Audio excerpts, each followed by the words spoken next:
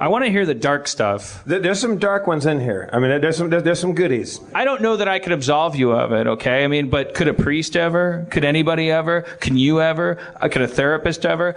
But also, hearing it anonymously, you might maybe you might save somebody else here tonight. So let's hear a couple of highlights. It's hard to think. And we'll comment or not, but maybe we can barrel through a bunch. Right. Okay. Like a fireworks display. What if they just pop off? All of you are in this room. I want to save that one because it's about race, so I'm going to save that one. Too distracting. Okay, somebody writes, my first attempt at sex was my first kiss. It didn't work because I didn't know female anatomy and was just pushing my boner into her pubes. Okay, that's not a crime. That's called every. It's just like Marco Polo saying, "I thought Chinese people were wearing lanterns. I didn't know." He didn't know. That's how I still do it. Yeah. Actually, if you keep doing that long enough, it'll work. So. All right. That's basically how it works. Let's see. I don't really like my sister. You're already absolved because the fact that that's a confession means you pretend you do, and that's your job as a brother. That's the best you can do. I ended a 4-year relationship via email. Yeah, the crowd has spoken on that one.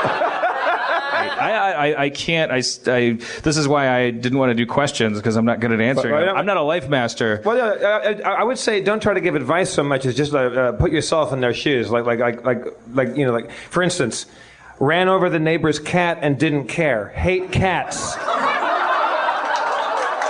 All right, now we're getting deeper. Actually, that's amazing. Yeah, we got some haymakers. That's a good confession because they don't bother to. They're not expressing remorse. Like some of these, you can go, "Oh, you confessed it, so it's problem solved."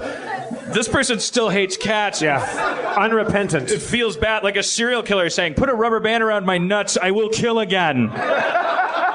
And they do that, like rapists and stuff. They go, castrate me, I'm begging you, because that's tough. Thank you. I wish I hadn't pushed my cousin down the hill in a dog crate. That sounds like a story and ended in a terrible mishap. You won't have the chance to do that again. You're fine.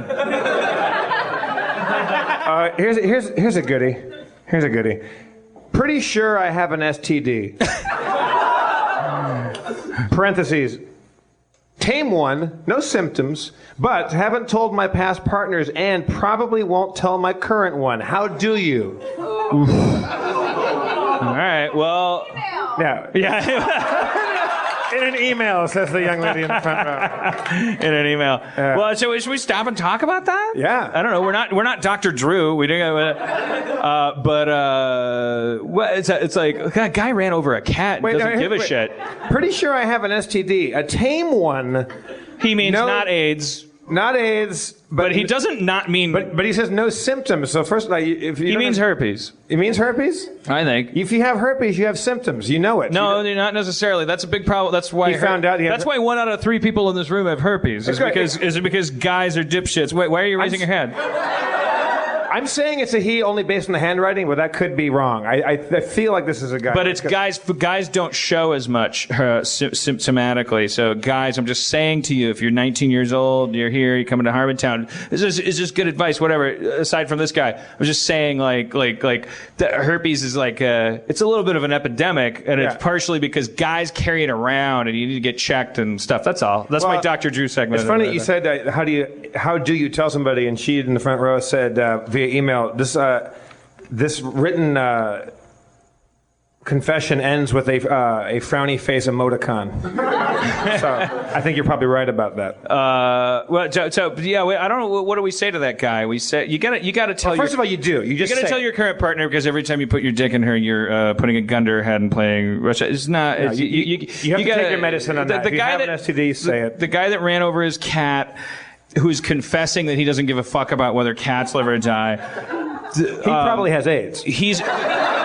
he doesn't own a veterinarian hospital. As a person who's having sex with women constantly, you hate cats and you own a veterinarian hospital. So you need to put a little sign on your thing that says also may have herpes. You got to talk to the girl. Well, here's a better solution. Have her give you hand jobs until you get checked. I tried to make it easy for him. I don't know. I'm trying. Is that? That's a toughie, man. You gotta go fucking get checked and get up. Also, herpes is hard to. But he admits, or let's just say he. It could be I just injected herpes. I just assumed that. I've created that. Yeah. Because he didn't say herpes. If it's chlamydia, go to Planned Parenthood. Take a pill. It's gone. That's the end of it. Not that anyone was asking for advice. You were confessing stuff. But sometimes when someone says, my dick has a tick on it, what should I do with it? Well, stop sticking it in, people. Because you're not pretending to give advice here necessarily. This is about getting things off our chest, right? Yeah, but when you go to a therapist and you go like, well, my parents hit me, that's why I think I'm a shitty writer. The first thing they say is, are they still hitting you? No, I'm 39. And they go, I know, I just have to ask.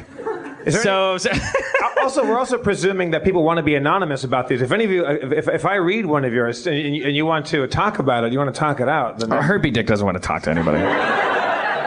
What about this one who writes, I've never tasted my own cum. Stand up.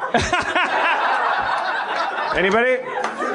Never tasted your own cum? Rob, I know it's not you. That's not a confession. It's not you. All right. No, that's a confession. They wrote it down. Tastes like salt water. Salt water? Yeah, it tastes like salt water. What do you mean, what the hell? It tastes like, what do you think it tastes like? No, mine tastes like root beer. It smells like paper mache, but I feel like this it tastes like salt water. I feel like this is dangerous, but I'm going to read it anyway. I regret being racist at the age of 5. After a black girl ate my purple crayon, I had to be convinced by my mom that, quote, not all black kids eat crayons.